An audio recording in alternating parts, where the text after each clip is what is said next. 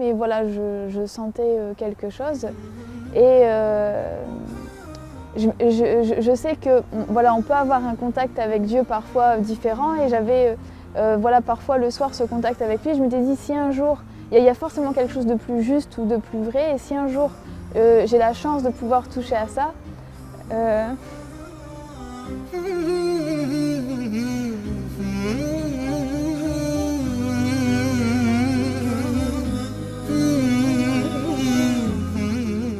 je m'appelle Barbara, j'ai 24 ans, donc je suis française et je suis d'origine de Lille.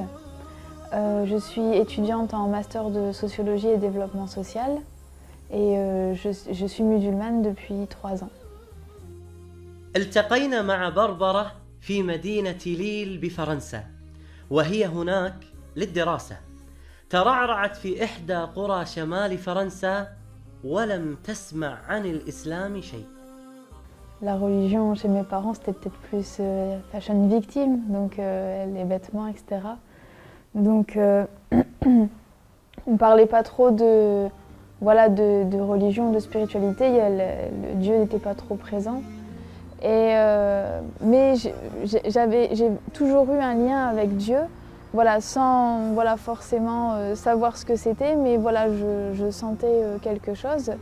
Et je sais que voilà, on peut avoir un contact avec Dieu parfois différent, et j'avais voilà, parfois le soir ce contact avec lui. Je m'étais dit, si un jour, il y a forcément quelque chose de plus juste ou de plus vrai, et si un jour j'ai la chance de pouvoir toucher à ça,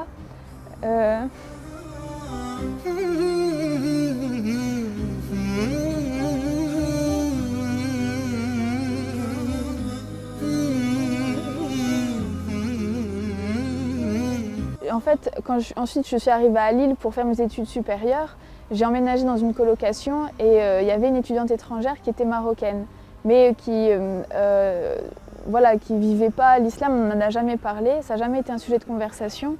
Elle vit vraiment de la manière occidentale, donc c'était absolument pas... donc j'ai pas connu à travers elle, mais une fois elle m'a dit voilà, je te propose d'aller chez mes parents au Maroc pendant 2 semaines, voilà, loger, donc nourri, et voilà, en tant qu'étudiant, les billets sont pas chers, donc on est parti. Et c'est en partant là-bas que je me suis pris une claque, et je me suis dit wow, en fait, j'ai rencontré autre chose, en fait, comme si on débarque sur une autre planète. Et quand je suis rentrée en France, je me suis dit, ben maintenant, il est temps que je me fasse ma propre opinion. Mais voilà, parce que j'ai des préjugés, donc il faut que je puisse me faire ma propre opinion en ayant un regard, voilà, en ayant pris du recul. Mais ma démarche était vraiment par curiosité, quoi, uniquement par curiosité. Et donc quand j'ai commencé à lire le Coran, à étudier, donc je me suis dit vraiment il faut que je le lise, et j'ai commencé à réécrire les versets en français, et je me suis dit il faut vraiment que je prenne du recul et que je le lise pas avec mes préjugés, mais vraiment avec en essayant d'avoir un œil nouveau. Donc, et ça pendant 6 mois, et j'ai surtout lu le Coran, en fait. Ça a été vraiment, j'ai vraiment essayé de lire et de comprendre. Et moi, je viens d'une culture chrétienne, enfin catholique, et dans la religion catholique, très tôt, il y avait beaucoup de choses que je ne trouvais pas cohérentes ou logiques, donc je m'en étais écartée. Et تذكرت تلك الأيام التي قرأت فيها القرآن لأول مرة، وتذكرت كيف كان الله يخاطبها مباشرة. إنه شعور جميل وبنفس الوقت مؤثر. ما هو شعورك الآن؟ Justement, quand je lisais le Coran, je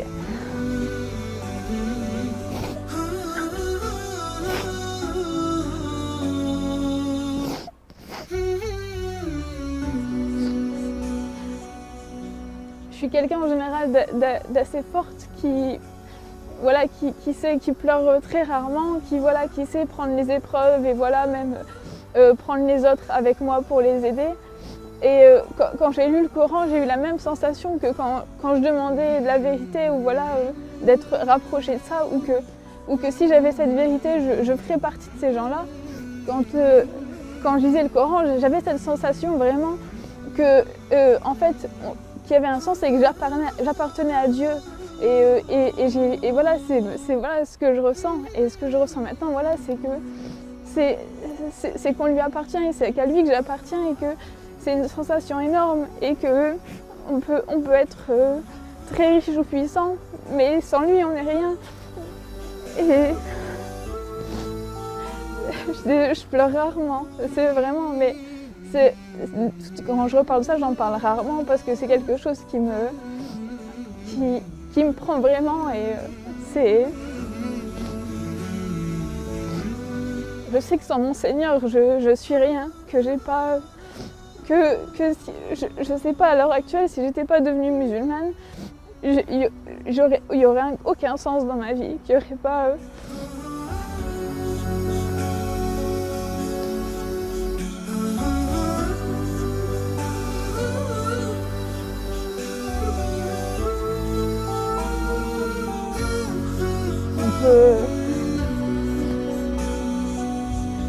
سبحان الله.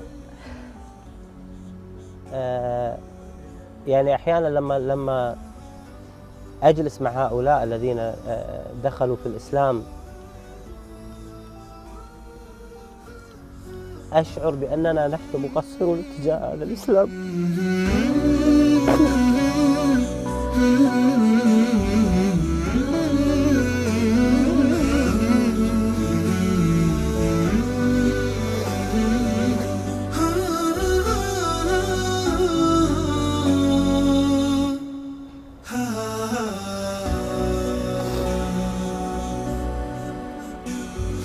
أقول ماذا قدمنا نحن للإسلام؟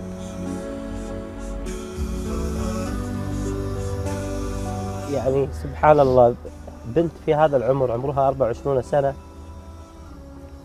عندما تتذكر كيف دخلت في الإسلام وكيف هداها الله سبحانه وتعالى تشعر بأن الله سبحانه وتعالى أنعم عليها بأعظم نعمة على الإطلاق، وهي هذه النعمة التي أنعم الله سبحانه وتعالى علينا بها، وهي نعمة الإسلام العظيمة. لماذا نحن لا نشعر بهذه القيمة؟ وماذا نقول للنبي عليه الصلاة والسلام الذي تعب واجتهد حتى نشر هذا الدين، ونحن ديننا لا يتعدى حدود منطقتنا ولا يتعدى حدود دولنا. متى نوصل الإسلام إلى هذا المكان؟ نحن مسؤولون والله أعلم. C'est bon, après dans la pratique, entre la culture, les traditions, etc. Donc on voit l'application, voilà, en France, elle n'a pas forcément la place qu'elle devrait avoir et que l'islam lui donne en fait. Mais non, l'islam en lui-même donne une place très importante à la femme et qu'elle lui donne, qu'elle est complémentaire avec l'homme et que sans elle, voilà, il n'y a pas un tout. Il y a un verset en particulier, c'était... parce que au départ, quand je me suis intéressée au Coran, je me suis dit je vais commencer par là où il y a le plus de polémiques, c'est les femmes. Donc j'ai lu la sourate Les femmes. Et à un moment donné, c'est le verset 82, il me semble, où justement il explique qu'on voit qu'il y a des contradictions hein, forcément dans les autres écrits. Donc qu'il y a pas, que si on lit le Coran, voilà, qu'il n'y a pas... Donc, j'étais pas voilée en jean, je suis rentrée et je dis voilà, moi je veux parler avec l'imam, je veux voir comment ça se passe. Et je suis rentrée, je suis allée directement parler avec un frère, pour moi qui était l'imam, je suis bien tombée, c'était l'imam, et j'ai commencé à lui raconter que voilà, je veux me convertir, que je suis intéressée, etc. Et alhamdoulilah, il a été très patient et très gentil, il m'a regardé, voilà, il m'a écouté.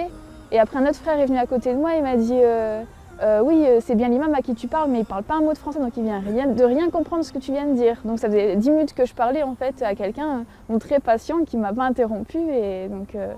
Et donc ensuite il m'a dit voilà, ben, tu reviens, parce que c'était mercredi, il m'a dit tu reviens dans 2 jours, vendredi.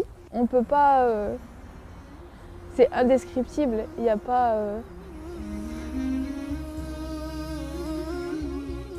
on ne peut pas, comment dire, être un être humain complètement tant qu'on n'a pas ce lien avec Dieu, tant qu'on n'a pas cette sensation qui nous prend et voilà, qui fait qu'on est complet et pas juste voilà, des coquilles vides à la recherche de matériel ou d'un sens à la vie.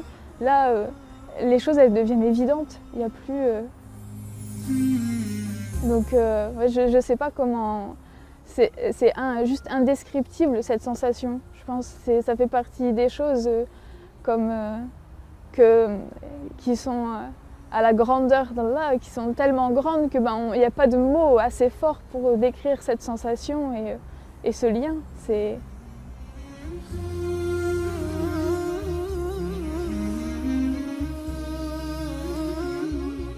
لم يكن صعبا على بربرة بأنها تبلغ أهلها في إسلامها، ولكن الصعب بأنها ترتدي الحجاب في مجتمع يرفض لباس العفة.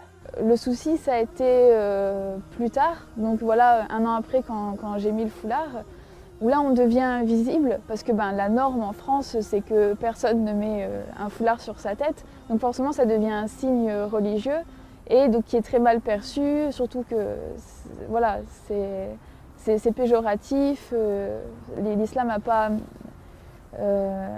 pas une bonne image ici, et donc ça a été surtout avec mes parents, donc la difficulté. Donc au départ, quand ça a été uniquement la conversion, c'était, il fallait le dire, c'était rien, c'était quelque chose comme quoi voilà, il faut partager, dire la vérité, ne rien garder pour soi. Je l'ai annoncé au téléphone, j'ai mis la distance de sécurité entre le nord de la France et le sud pour être sûre. Et donc j'ai annoncé au téléphone, je dis maman, tu te souviens, tu m'as dit qu'on peut tout dire à sa mère. Ensuite, au début on est un peu parano, la première semaine, on pense que tout le monde nous regarde, qu'il n'y a pas, mais passé 2 semaines, en fait, voilà, on remarque même plus. Mais maintenant c'est quelque chose, parce que je le fais pour Dieu et je le fais pas pour les gens, donc moi j'ai mon compte, donc voilà. Comme voilà, les sœurs, quand elles veulent se faire une coloration ou aller se couper les cheveux, elles vont chercher la meilleure coiffeuse, elles vont prendre du temps vraiment pour trouver la meilleure. Donc quand on a une question de religion, voilà, pour soi, ou quand on veut approfondir ses connaissances sur la religion, c'est auprès d'un imam ou auprès de professeurs qu'on va le faire, parce que c'est encore plus important que sa coupe de cheveux ou tout le reste. بربرة حريصة بعد إسلامها على دعوة غير المسلمات وخاصة الفرنسيات. Je pense que si on est dans un pays non musulman, c'est que c'est notre destin et c'est qu'on a un rôle à jouer là-dedans et qu'on n'a pas besoin de partir dans un des pays pseudo-musulmans, voilà, parce que c'est que si on est ici, c'est qu'on a un rôle à jouer en tant qu'ambassadeur de l'islam, et que même si c'est difficile, que c'est une épreuve pour nous, c'est que je pense qu'en tant que musulman, avec ce qu'on sait, on est forcément plus responsable que n'importe quelle autre personne qui n'est pas musulman. Donc c'est une obligation pour nous, parce qu'en tant que musulman, on est censé vouloir le bien-être de tout le monde, de faire en sorte que les personnes puissent avoir accès justement à ce bien-être et à avoir accès à l'islam. Donc mon projet, ce serait de pouvoir avoir des livres à offrir aux nouvelles converties, donc de pouvoir faire des petits paquets en fait cadeaux, donc avec plusieurs livres qui seraient pour certains des outils pour commencer, comme la Citadelle du musulman ou le Coran, et d'autres qui pourraient les aider à cheminer et à approfondir leurs connaissances. Donc par exemple Riyad el-Salihin, les 40 hadiths de Nawawi.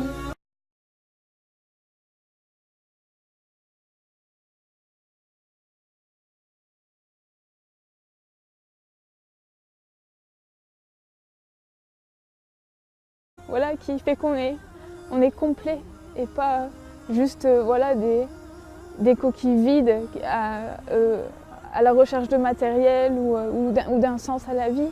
Là, les choses elles deviennent évidentes. Il n'y a plus. Donc, je ne sais pas comment. C'est juste indescriptible cette sensation. Je pense que ça fait partie des choses comme qui sont à la grandeur d'Allah, qui sont tellement grandes qu'il n'y a pas de mots assez forts pour décrire cette sensation et ce lien.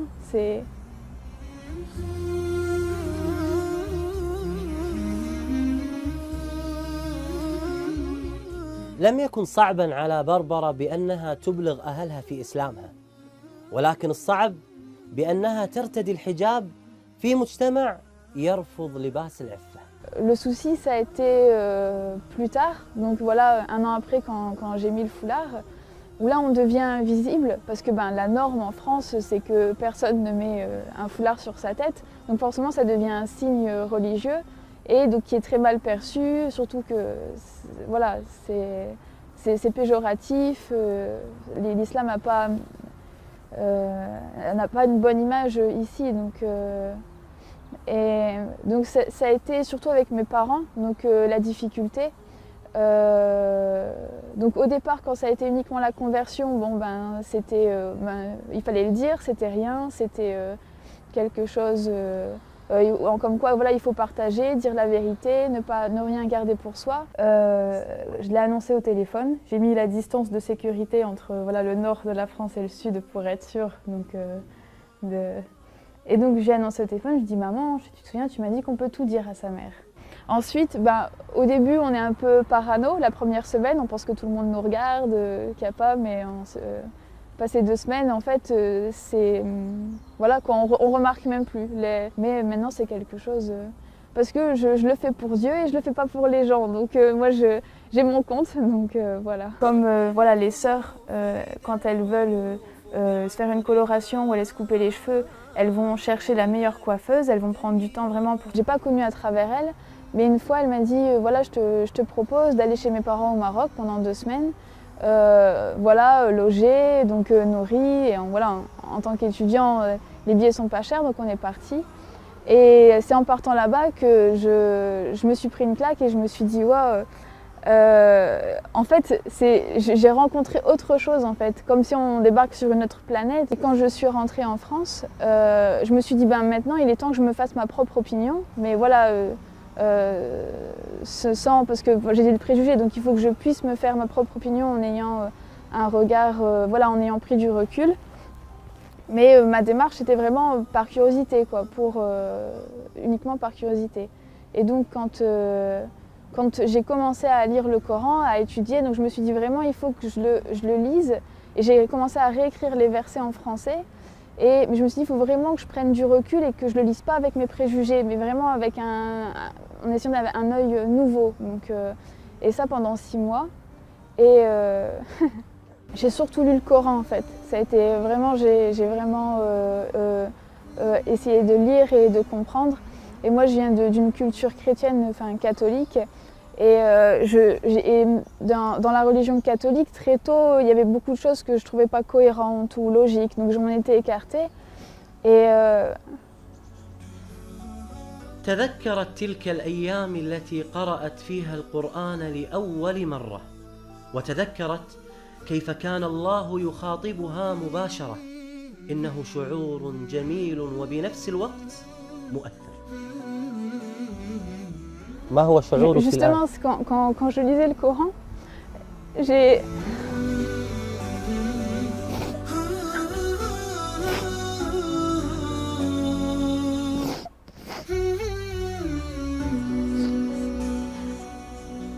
suis quelqu'un en général d'assez forte qui pleure très rarement, qui sait prendre les épreuves et voilà, même prendre les autres avec moi pour les aider. Et quand j'ai lu le Coran, j'ai eu la même sensation que quand je demandais de la vérité ou voilà, d'être rapprochée de ça, ou que si j'avais cette vérité. وهي هذه النعمة التي أنعم الله سبحانه وتعالى علينا بها، وهي نعمة الإسلام العظيمة. لماذا نحن لا نشعر بهذه القيمة؟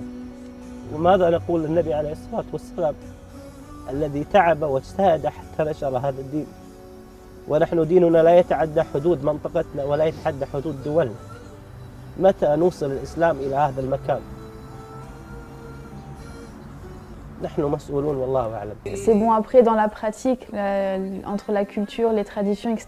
Donc on voit l'application, voilà, en France, elle n'a pas forcément la place qu'elle devrait avoir et que l'islam lui donne en fait. Mais non, l'islam en lui-même donne une place très importante à la femme et qu'elle lui donne, qu'elle est complémentaire avec l'homme et que sans elle, voilà, il n'y a pas un tout. Il y a un verset en particulier, c'était... parce que au départ, quand je me suis intéressée au Coran, je me suis dit je vais commencer par là où il y a le plus de polémiques, c'est les femmes. Donc j'ai lu la sourate Les femmes. Et à un moment donné, c'est le verset 82, il me semble, où justement il explique qu'on voit qu'il y a des contradictions hein, forcément dans les autres écrits, donc qu'il y a pas, que si on lit le Coran, voilà, qu'il n'y a pas, donc... J'étais pas voilée en jean, je suis rentrée et je dis voilà, moi je veux parler avec l'imam, je veux voir comment ça se passe. Et je suis rentrée, je suis allée directement parler avec un frère, pour moi qui était l'imam, je suis bien tombée, c'était l'imam, et j'ai commencé à lui raconter que voilà, je veux me convertir, que je suis intéressée, etc. Et alhamdoulilah, il a été très patient et très gentil, il m'a regardé, il m'a écouté. Et après un autre frère est venu à côté de moi, il m'a dit oui, c'est bien l'imam à qui tu parles, mais il ne parle pas un mot de français, donc il vient de rien comprendre ce que tu viens de dire. Donc ça faisait 10 minutes que je parlais en fait à quelqu'un très patient qui ne m'a pas interrompu. Et donc ensuite il m'a dit voilà, ben, tu reviens, parce que c'était mercredi, il m'a dit tu reviens dans 2 jours, vendredi. On ne peut pas, c'est indescriptible, il n'y a pas... on ne peut pas, comment dire, être un être humain complètement tant qu'on n'a pas ce lien avec Dieu, tant qu'on n'a pas cette sensation qui nous prend. Et je ferais partie de ces gens-là. Quand je lisais le Coran, j'avais cette sensation vraiment que, en fait, qu'il y avait un sens et que j'appartenais à Dieu.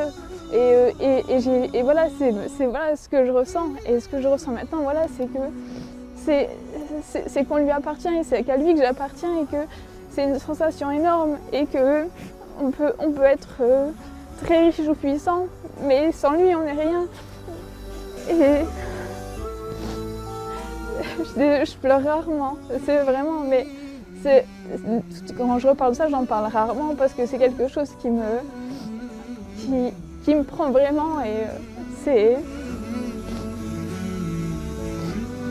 Je sais que sans mon Seigneur, je suis rien, que j'ai pas... Que si, je sais pas à l'heure actuelle, si j'étais pas devenue musulmane, il y aurait aucun sens dans ma vie, qu'il y aurait pas...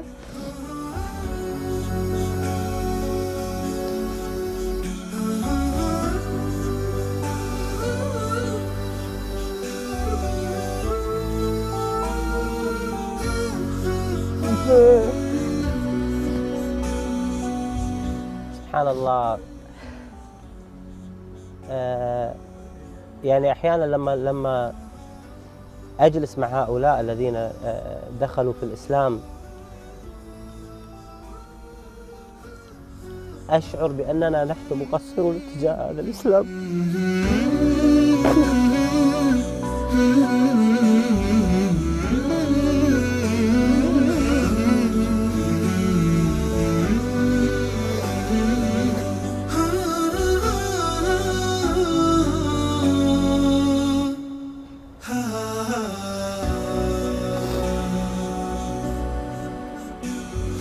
أقول ماذا قدمنا نحن للإسلام؟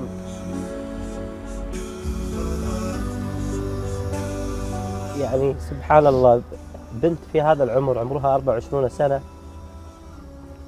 عندما تتذكر كيف دخلت في الإسلام وكيف هداها الله سبحانه وتعالى تشعر بأن الله سبحانه وتعالى أنعم عليها بأعظم نعمة على الإطلاق.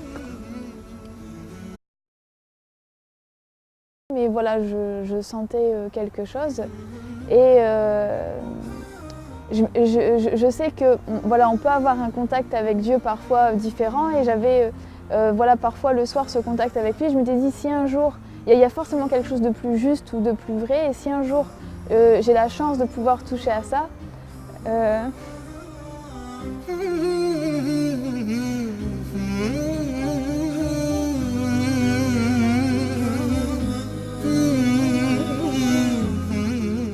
je m'appelle Barbara, j'ai 24 ans, donc je suis française et je suis d'origine de Lille. Je suis étudiante en master de sociologie et développement social et je suis musulmane depuis 3 ans. التقينا مع بربرة في مدينة ليل بفرنسا وهي هناك للدراسة. ترعرعت في إحدى قرى شمال فرنسا ولم تسمع عن الإسلام شيء.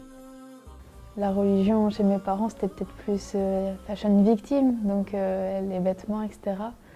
Donc On ne parlait pas trop de, voilà, de religion, de spiritualité, le Dieu n'était pas trop présent.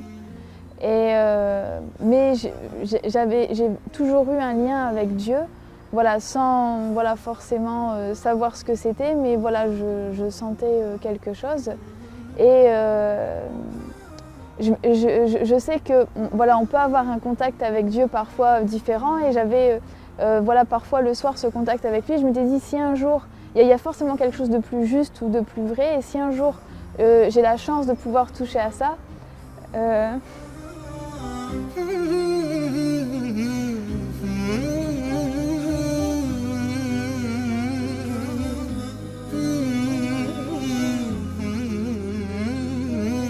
en fait, ensuite je suis arrivée à Lille pour faire mes études supérieures, j'ai emménagé dans une colocation et il y avait une étudiante étrangère qui était marocaine, mais qui voilà, qui vivait pas l'islam, on n'en a jamais parlé, ça n'a jamais été un sujet de conversation. Elle vit vraiment de la manière occidentale, donc c'était absolument pas... donc